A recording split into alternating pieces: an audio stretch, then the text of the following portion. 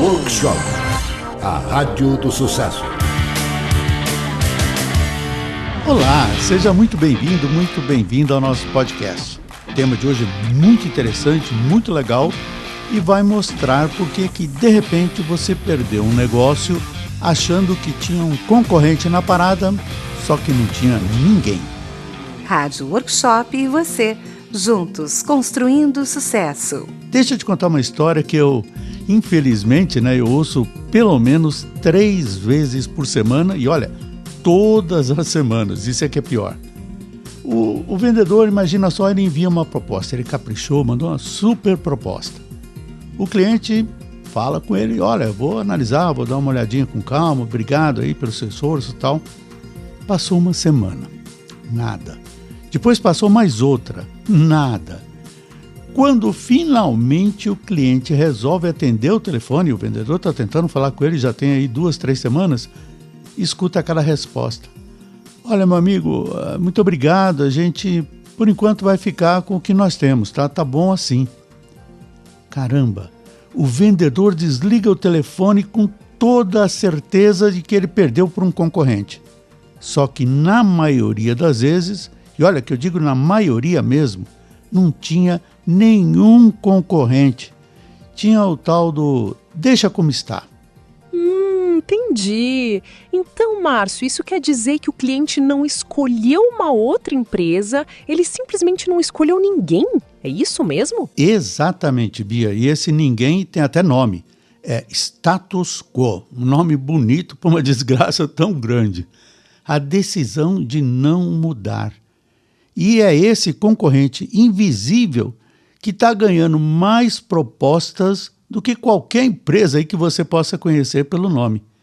E hoje nós vamos falar aqui, nós vamos mostrar como bater esse adversário. Porque a estratégia para vencer o status quo, ela é completamente diferente da estratégia para vencer um concorrente real, de verdade.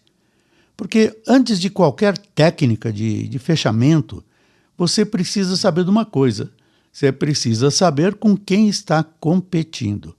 E há um jeito bem simples da gente descobrir isso. Observe o padrão das respostas do cliente.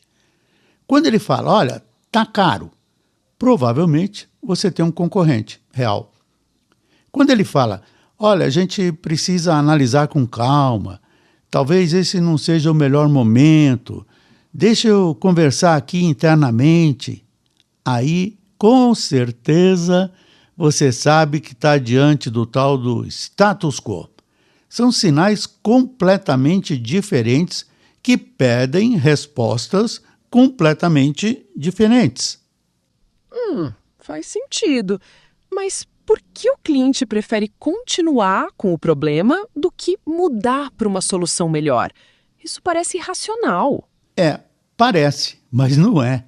Pensa assim comigo, olha. O comprador, imagina que ele aprova um novo fornecedor e a coisa dá errado. Vai sobrar para quem? Para ele. Quem vai levar a culpa? Ele. Agora, numa outra situação, o comprador mantém o fornecedor atual e a coisa não está legal, está meio ruim.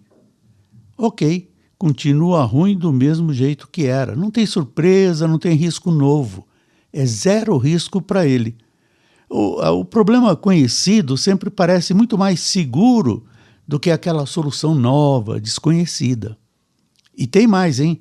As pesquisas mostram que o medo de uma implementação mal feita, aquela que acaba, atrasando um projeto, que gera um retrabalho, que irrita a equipe, é citado 3 vezes mais do que o preço como uma razão para não mudar. O pessoal tem medo não é do preço, é de toda a complicação que pode gerar uma mudança. O cliente, ele não tem medo do seu valor, ele tem medo, sabe do quê? Da mudança. Então, o que acontece é que, basicamente, o cliente está comparando o custo da solução que você está oferecendo contra o custo emocional e operacional da mudança em si. Qualquer mudança gera uma mão de obra mesmo. Exatamente, e gera temor. E na cabeça dele, então, essa mudança, geralmente, ela parece mais cara. a não ser que você mude essa equação. E é exatamente isso que a nossa técnica aqui faz. É a técnica do espelho financeiro. A maioria dos vendedores defende o valor da proposta. Minha proposta vai trazer lucro, vai trazer isso, vai trazer aquilo. Agora eu quero que você aprenda a calcular, você que está nos acompanhando aqui agora, a calcular o custo da proposta do cliente, que é a proposta de não mudar nada. Você quer inserir uma mudança, um novo produto, um novo serviço, e ele tem uma proposta na cabeça dele que é não mudar nada. Eu chamo isso aí de espelho financeiro. Você pega os números do próprio cliente e mostra para ele quanto que o problema atual está custando para a empresa dele. Não em termos genéricos, com os dados dele. Mas e se o cliente não quiser abrir os números? Você sabe que tem gente que prefere esconder esse tipo de informação porque acha que isso pode aumentar o poder do vendedor na negociação. Aí você usa estimativas e pede confirmação. Por exemplo, fulano, me corrija se eu estiver errado, mas me parece que a sua equipe gasta em torno mais ou menos aí de 3 horas por semana fazendo na mão, ali manualmente, o que a nossa solução consegue automatizar. É isso mesmo? Aí o cliente vai corrigir para mais ou para menos. Não, são 2 horas ou 5 horas, não sei. E de qualquer forma, agora você já está conversando no campo dos números dele. Quando você transforma o problema em reais por mês, grana, a conversa muda completamente. O vendedor quer falar de benefício, o cliente quer falar de preço. E o espelho financeiro leva o cliente ao custo real da inação, de não tomar uma decisão, de não fazer nada. E o custo da inação, geralmente, é maior do que o investimento que ele pode fazer na solução. É incrível isso. E aí, a gente mostra que as perdas doem mais do que os ganhos, né? O cliente fica mais esperto para evitar a perda do que para conseguir o ganho. Aliás, os estudos de persuasão comprovam isso na prática. Perfeito.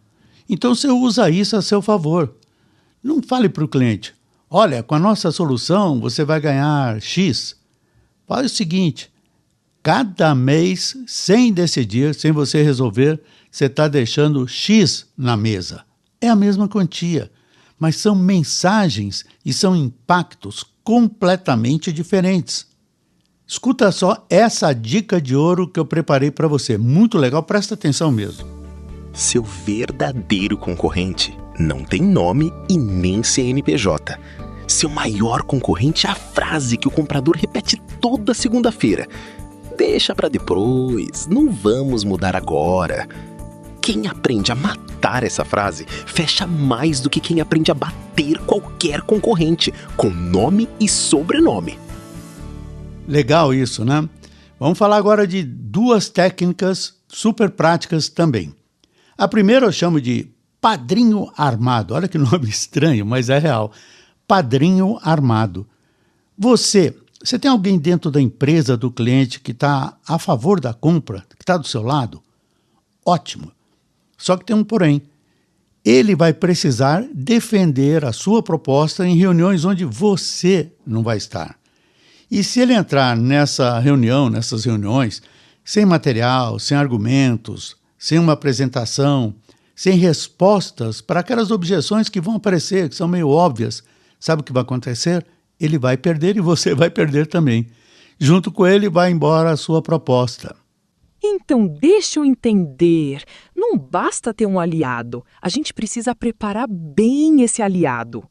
Exatamente, a gente precisa armá-lo. Por isso o nome lá de padrinho armado. Faça um resumo para ele de 1 página, pelo menos, com o problema, mas usando números, a solução em termos concretos, o retorno esperado, respostas para as 3, 4 objeções mais prováveis. E esse material, ele pode até circular dentro da empresa sem você. Ele pode usar isso aí para encaminhar para as pessoas. Quando você dá essas armas para o seu aliado, as negociações com aquela avaliação lá dentro da empresa ficam muito mais fáceis de ser fechadas. Por ele, por você, por qualquer um. Agora, ele não pode entrar sozinho e sem apoio, daí a coisa não vai funcionar mesmo, né? Não tem como funcionar. E a âncora real? Como é que ela funciona? Aquele gatilho de urgência e de escassez? Olha, o problema de criar uma urgência artificial é que o comprador já sabe que a oferta, aquela que você fala, válida até sexta-feira, até o final do mês. Ele sabe que não é verdade, que vai ser renovado na segunda, que no mês que vem está basicamente a mesma coisa. Isso aí é muito primário, não funciona mais. O que funciona é conectar a decisão a algo real, que ele sabe que vai acontecer, ele, no calendário do cliente.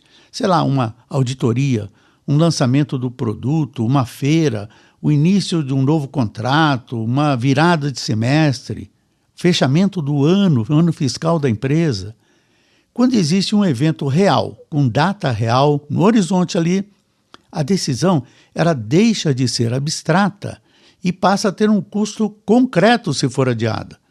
Negociações que são ancoradas em eventos reais fecham 3 vezes mais do que aquelas que dependem apenas da boa vontade do comprador, de ele se mexer, de ele evitar o status quo. Então, só para ficar bem claro, é a gente que precisa descobrir qual o evento do cliente que cria essa ancoragem? É exatamente isso. Quando eu estou naquela reunião preliminar de diagnóstico, eu sempre pergunto, olha, me diga uma coisa, tem alguma data aí no seu calendário que tornaria essa decisão mais urgente para você, que realmente seria bom você estar decidido para sim ou para não, mas já ter uma decisão tomada? E aí o próprio cliente vai te dar a âncora, sem querer, sem perceber. Você não precisa inventar nada, só precisa perguntar e usar aquilo que ele te der. Bom, legal. Nós estamos chegando aqui ao fim de mais um episódio do nosso podcast que é prático. E eu quero comentar uma coisa antes de você ir. Se você curtiu o que a gente conversou aqui hoje e tal, se você se reconheceu em alguma situação, perdendo uma proposta, dando um desconto que não precisava, saindo de uma reunião com aquela sensação que deixou dinheiro na mesa, então eu tenho algo que foi feito exatamente para você. É o novo curso Negociando para Ganhar. Ele é online, cheio de material suplementar, muito prático, e eu reuni ali tudo o que eu aprendi em décadas, negociando, treinando equipes comerciais no Brasil e, claro, fora daqui. Gente, não é teoria, são casos reais, situações que acontecem todas as semanas em vendas business to business. E, claro, com exercícios práticos que você já consegue aplicar e lucrar na próxima negociação. O acesso está no www.marciomiranda.com.br. Eu também deixei um link aqui na descrição do episódio para facilitar a sua vida. Entra lá, dá uma olhada e tome a decisão de parar de perder dinheiro para sempre em todas as suas negociações. Olha, valeu meu amigo, minha amiga, obrigado por ter ficado comigo até agora, um grande abraço e bons negócios. Obrigado por ter acompanhado o nosso programa hoje. Compartilha com quem precisa ouvir isso, deixa o seu comentário e as suas estrelas na avaliação. Bons negócios e até o próximo programa!